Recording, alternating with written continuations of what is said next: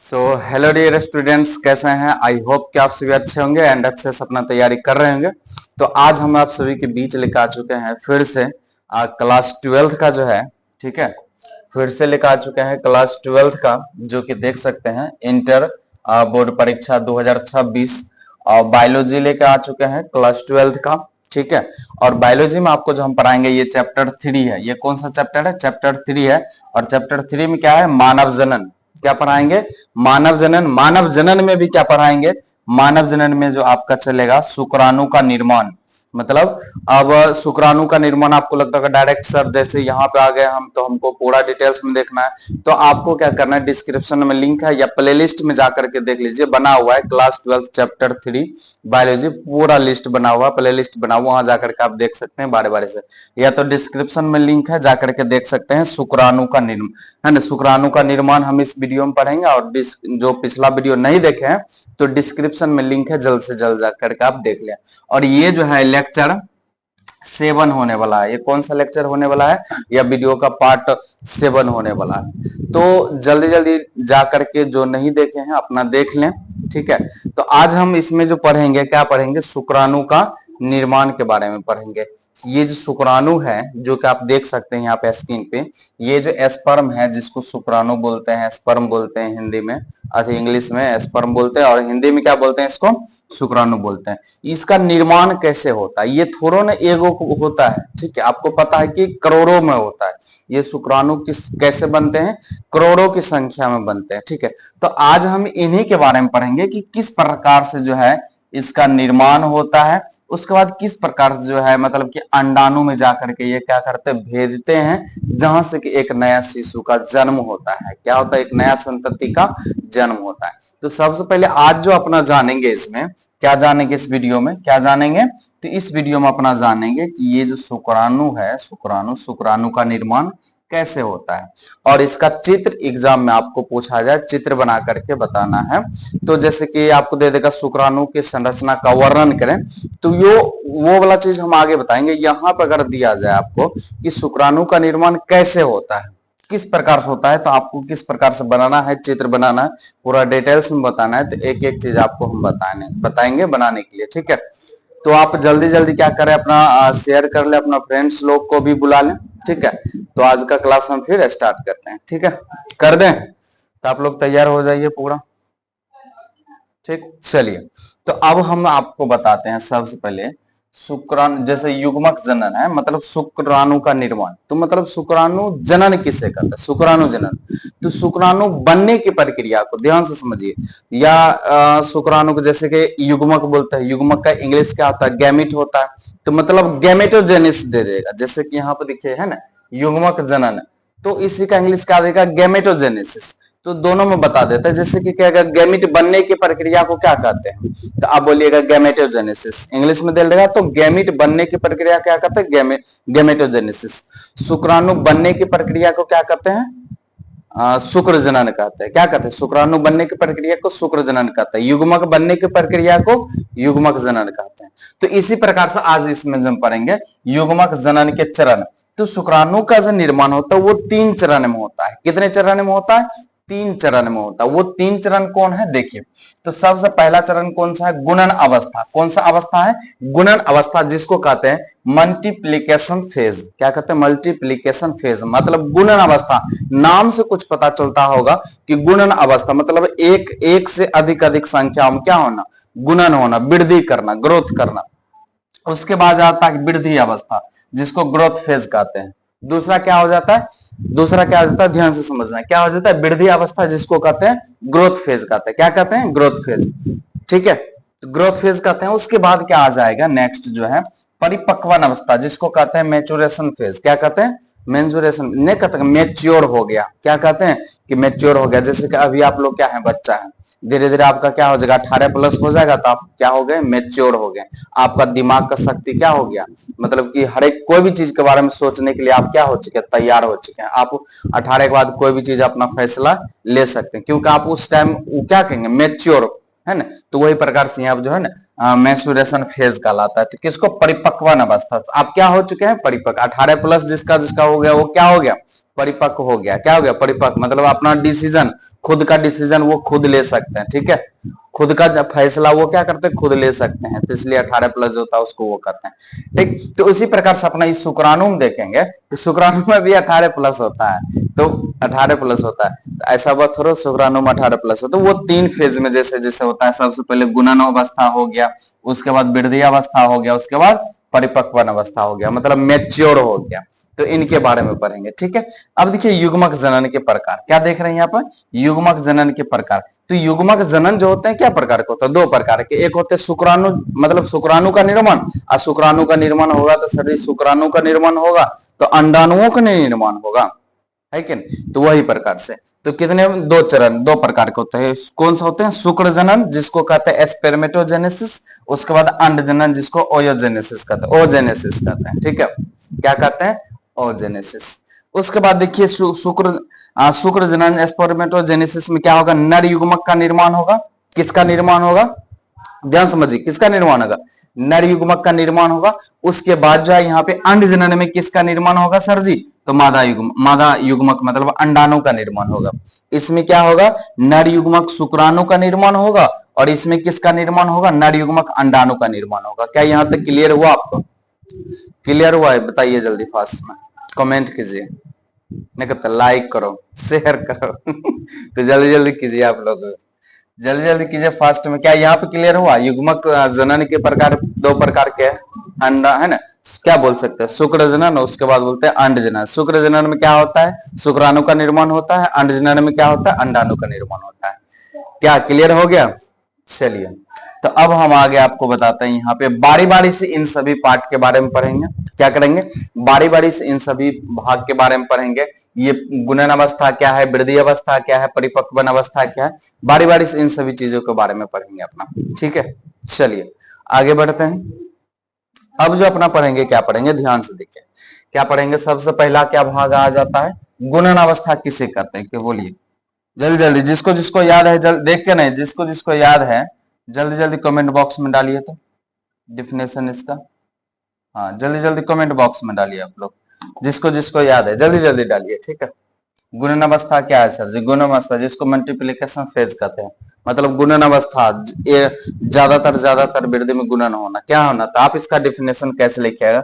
विरिसन में शुक्र जनन नलिका की आंतरिक भित्ति, विरिसन में जो होते हैं शुक्र जनन नलिका के आंतरिक भित्ति, जिसे जननिक उपकला भी कहते हैं। क्या कहते हैं? जननिक उपकला की, ठीक है, अपरिपक्व नर जनन कोशिका, जैसे देखिए अपरिपक्व नरजनन कोशिका, जैसे कि आप यहाँ से भी आप अगर चाहेंगे लिखना कि सर जी इधर हम लिख सकते हैं, तो हाँ यहाँ से भी डायरेक्ट लिख सकते हैं। क्या लिख सकते हैं? शुक्राणु है ना, अति या बोल सकते हैं शुक्र जनन कोशिका में निरंतर, शुक्र जनन जो कोशिका होते हैं, शुक्र जनन जो कोशिका बनते हैं, उसमें निरंतर क्या होना? वृद्धि होना, क्या ना, या समसूत्री विभाजन होना, है ना, होते रहता है। तो वही बोल रहा है शुक्र जनन कोशिका में निरंतर समसूत्री विभाजन होते रहता, अतः इस अवस्था को गुणन अवस्था कहते हैं। सीधा क्या बोलिएगा? शुक्र जनन कोशिका में निरंतर समसूत्री विभाजन होते रहता है, इस अवस्था को हम लोग क्या कहते हैं? गुणन अवस्था कहते हैं। सर जी मल्टीप्लीकेशन फेज कहते हैं। क्या बोलते हैं? मल्टीप्लीकेशन फेज कहते हैं। इस तरीका से बोल सकते हैं आप, ठीक है, कोई दिक्कत? अब देखिए शुक्र जनन स्पर्मेटोजेनेसिस में क्या होते हैं? उसमें जो होते हैं स्पर्मेटोगोनिया होते हैं, और क्या होते हैं?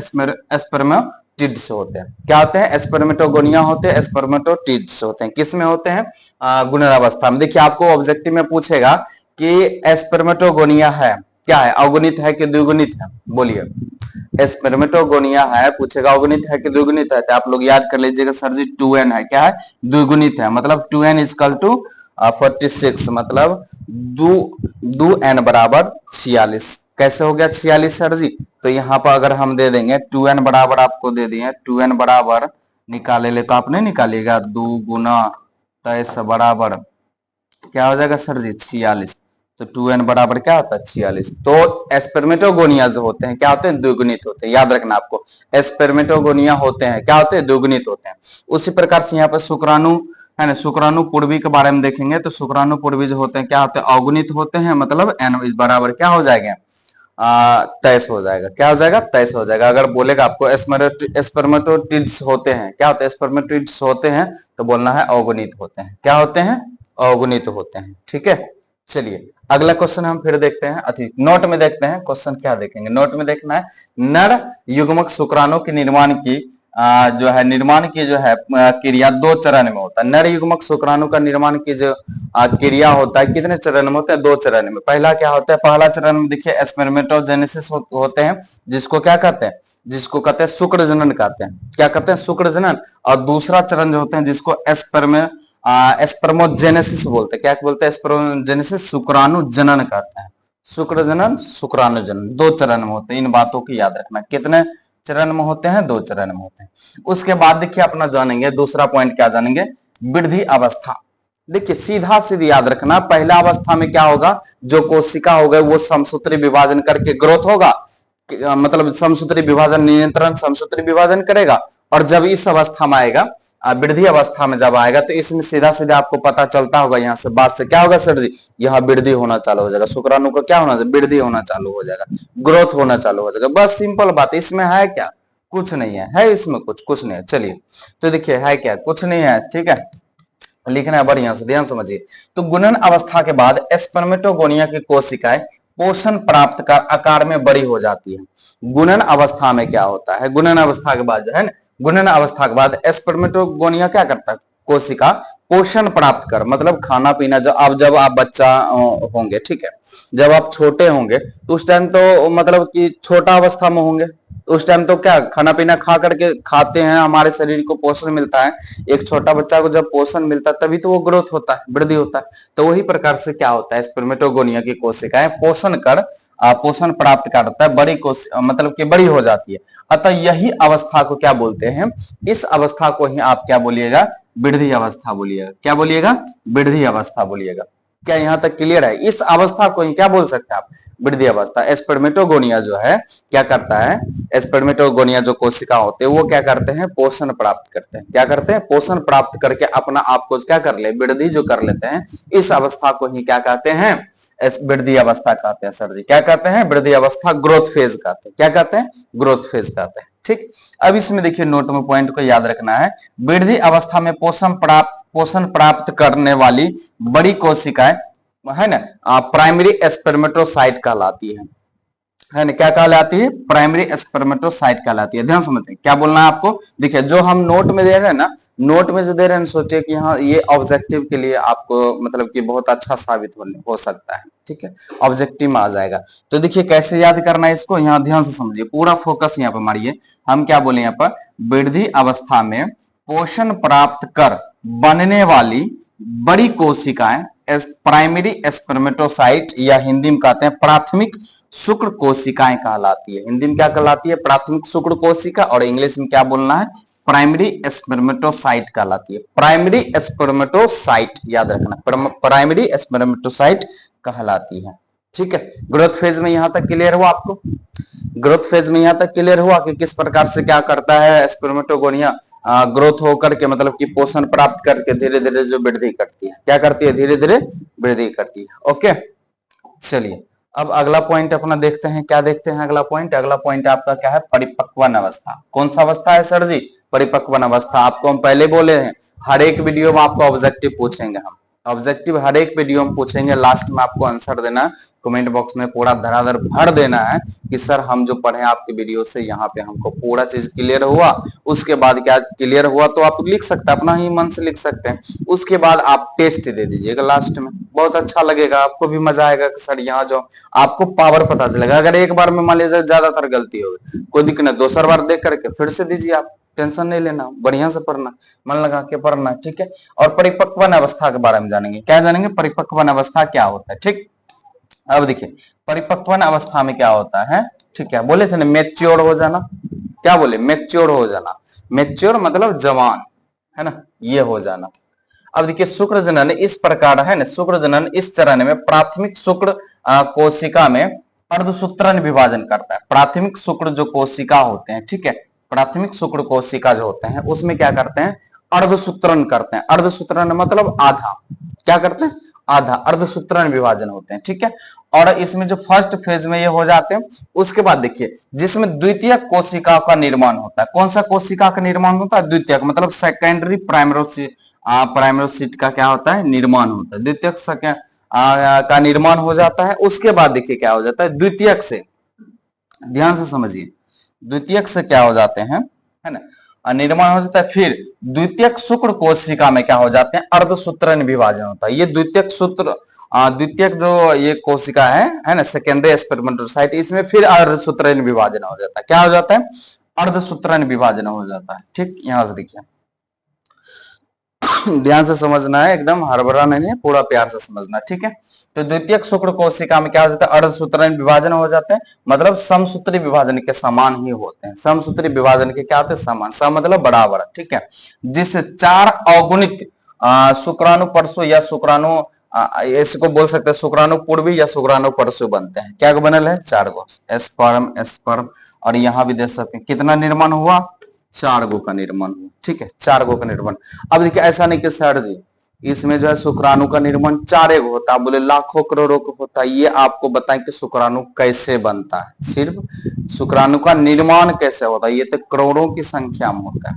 और जैसे कि मादा जनन में मादा के जनन भाग में जब प्रवेश करते हैं तो उनमें जो है करोड़ों जाते हैं, करोड़ों प्रवेश करते हैं, लेकिन उनमें से जो सर्वश्रेष्ठ होते हैं, क्या होते हैं, जो सर्वश्रेष्ठ होते हैं, है ना, तो वो क्या करते हैं, उनमें प्रवेश कर जाते हैं। प्रवेश करते ही उसमें एक एंजाइम होते हैं, जो कि मतलब एक पदार्थ, तरल पदार्थ होते हैं, जो कि बाहर से क्या करते हैं, उसको एक मजबूत बना लेते हैं। वो अपने आप को क्या बना लेते हैं, मजबूत। और दोसर जो उसमें होते हैं, स्पर्म शुक्राणु जो दोसर होते हैं, उसमें नहीं प्रवेश कर पाते, तो लाखों करोड़ों की संख्या में बनते हैं, ठीक है। तो यहां तक क्या था आपका शुक्राणु का निर्माण। यहां तक इस प्रकार से आप लिख सकते हैं कि सर्जी शुक्राणु का निर्माण जो है, यहां तक हम लिख सकते हैं, ठीक। अब देखिए यहां पे जो है आपको, ठीक है, ध्यान से समझिए। अब यहाँ पे हम ऑब्जेक्टिव आपका टेस्ट ले रहे हैं, ठीक है। अब आपको क्या कर देना, जवाब देना है। और यहाँ पे चित्र भी दे दिए, इसको भी देख के दे सकते हैं, यहीं से है, ठीक है, यहीं से है, आप जवाब दे सकते हैं, ठीक है। तो चलिए पहला ऑब्जेक्टिव आपका जो टेस्ट है, पहला ऑब्जेक्टिव टेस्ट है, बताइए किस फेज में प्राइमरी, है ना, प्राइमरी स्पर्मेटोसाइट का निर्माण होता है। देखिए आपको बोले थे ना कि नोट में जो हम देंगे वो क्या होगा आपके मतलब ऑब्जेक्टिव में आ सकता है या ना, ऑब्जेक्टिव में क्या है। तो बोल रहा है किस फेज में प्राइमरी स्पर्मेटोसाइट का निर्माण होता है। अभी हम झपाक रखेंगे, किस फेज में होता है, जल्दी बताइए फास्ट में, किस फेज में, पूछ रहे हैं आपको, क्या बोल रहे हैं कि किस फेज में प्राइमरी स्पर्मेटोसाइट का निर्माण होता है। तो क्या बोलिएगा, क्या बोलिएगा आप लोग, कमेंट में दे दीजिए कीजिए, ठीक है। वृद्धि अवस्था में, जैसे कि 3 अवस्था बोले थे ना, 3 अवस्था, तो कौन सा अवस्था में होते हैं, वृद्धि अवस्था, जिसको कहते हैं ग्रोथ फेज कहते हैं। चलिए अगला, सेकेंडरी परमोटोसाइट का निर्माण होते हैं, सेकेंडरी परमोसाइट का निर्माण होते हैं। देखिए सेकेंडरी परमोसाइट का निर्माण कहाँ होते हैं, बताइए, जल्दी बताइए फास्ट में। सेकेंडरी परमोसाइट का निर्माण होते हैं, कहाँ होते हैं, बता दें आंसर। आप लोग देखिए जब नहीं दे पाएंगे तो क्या करना है, आगे फिर वीडियो को देखना है, ठीक है, बैक करके देखना है, फिर आप यहाँ आकर के आंसर दीजिएगा, पूरा मजा आएगा। जब आप समझिएगा ना तो मजा आएगा। तो क्या बोल सकते हैं, मेंचुरेशन फेज में, मेंचुरेशन फेज को क्या बोलते हैं, परिपक्व, परिपक्व अवस्था में, कौन सा अवस्था में, परिपक्व अवस्था में होते हैं। चलिए अगला क्वेश्चन आप लोग बताइए फास्ट में, ओ आंसर आ गया। तो प्राइमरी साइट थी, प्राइमरी स्पर्मेटोसाइट होती है, क्या होती है, द्विगुणित होती है कि अगुणित होती है। तो यहाँ आपको पता है कि क्या होती है, डिप्लॉइड होते हैं, द्विगुणित होते हैं, ठीक है। अगला है सेकेंडरी स्पर्मेटोसाइट होते हैं। सेकेंडरी जो स्पर्मेटोसाइट होते हैं, बताए थे ना उसमें स्पर्मेटोटिड्स बताए थे ना, तो वो क्या होते हैं, अगुणित होते हैं, हेप्लाइड होते हैं, मतलब एन होते हैं। तो याद कर लीजिए, पूरा माइंड में सेट कर लीजिए। कैसे सेट करना आपको, सीधा याद रखना है सर किस फेज में प्राइमरी स्पर्मेटोसाइट का निर्माण होता है, तो बोलना है वृद्धि अवस्था में, मतलब ग्रोथ फेज में होते हैं, ठीक है। उसके बाद सेकेंडरी स्पर्मेटोसाइट का निर्माण जो किस फेज में होते हैं, तो बोलिएगा किस में होता है, या रहेगा ये रहेगा जिसको मेचुरेशन फेज, मेचुरेशन फेज, या तो बोल सकते हैं परिपक्वन अवस्था। कौन सा अवस्था, परिपक्वन अवस्था। उसके बाद क्या आ जाता है, प्राइमरी, है ना, प्राइमरी स्पर्मेटोसाइट होती है, द्विगुणित होती है, अगुणित, बोलिएगा सर जी द्विगुणित होती है। क्या होती है, द्विगुणित, मतलब डिप्लॉइड रहेगा, द्विगुणित रहेगा, या 2 एन रहेगा तो मार देना, ठीक है। उसके बाद सेकेंडरी स्पर्मेटोसाइट होती है, क्या होती है, अगुणित होते हैं, हेप्लाइड होते हैं, एन होते हैं। तो याद रखना पहला जो होगा सीधा, पहला जो होता है द्विगुणित होता है, और दूसरा जो होता है अगुणित होता है। इस बात को याद रखिएगा, पहला जो होता है क्या होता है, द्विगुणित होता है, और दूसरा जो होता है क्या होता है, अगुणित होता है, ठीक। इस तरीका से याद रखना। चलिए अगला यहाँ पे क्वेश्चन आप वही क्वेश्चन है ना, हाँ वही क्वेश्चन है। तो इसको हटा देते हैं क्या।